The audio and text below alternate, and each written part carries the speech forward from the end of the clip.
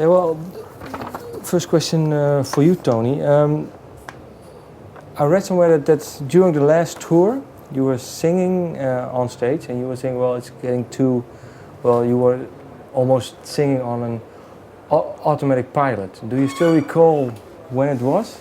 Well, that happens actually on every tour when you have like day to day, you have the same routine. You wake up, you eat something, you do sound check, and then rest a little bit, and then do the show.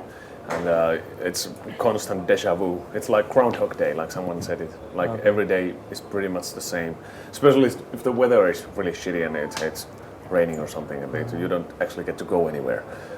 You don't want to go there and wet yourself or anything. So, but if it's nice weather, then you can go somewhere. But anyway, on stage, it's automatic during the songs. You don't have to think. I can think of something what is happening at home or whatever, and that the words just come No, out. but I was asking this question because you were saying, well, during that feeling, when I got that feeling, then I imagined, well, maybe we should do something different on a new album. Yeah, well, that sense, yeah, and we did, definitely. The new album is totally, well, it's not totally, but it's pretty different from what we did with Reckoning Night and before that, and we are happy with that, but still there are a lot of those songs we definitely want to and have to play live that are from the old times, and we have been doing them for 300 times or more easily, so it's totally automated. You don't have to even think about those songs anymore. But then these new songs, they are, I don't know, they are more fun to do. Is it for you too? More fun to do now?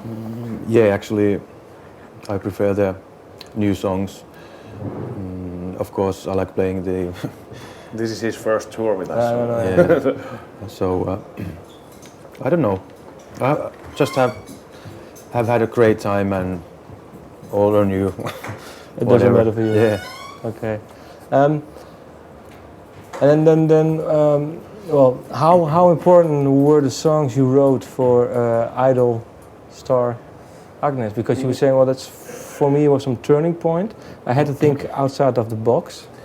Yeah, well, at the time I was just like starting to write songs for Unia album, and I had like, it's always hard time when you've been on tour for a long time and then suddenly start writing new songs and to come up with something fresh and totally new. And when I was asked to do those songs for Agnes, it was cool. I actually wrote the first song for her in like one day.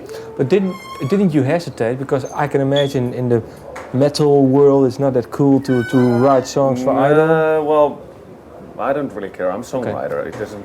I can't.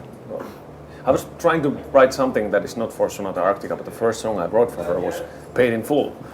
So that kind of things happened, and it kind of helped me to realize that it's really important sometimes to just write what you want and not necessarily think about Sonata Arctica in my case, that I'm writing a song for Sonata Arctica, but I'm writing a song that I like myself a lot. Were you lost that feeling? Did you? Yeah, kind of. When? Do you recall? When I lost that feeling? Yeah, I think it becomes gradually, but that. Although I'm not saying it out loud, there is certain stress always when you start writing for Sonata Arctica, when you have a new album and people have expectations, and you need to fulfill those expectations in some level at least, and it's always gone for a moment. Of course, sometimes some songs, even for Sonata Arctica, when I mean to write for Sonata Arctica, I'm writing for Sonata Arctica intentionally. Even then, sometimes it's easy. The song just can like be there suddenly. It's a matter of inspiration and the way you feel. Like one song, For the Sake of Revenge on the album, I wrote that song totally, melodies and lyrics and everything in 3 hours.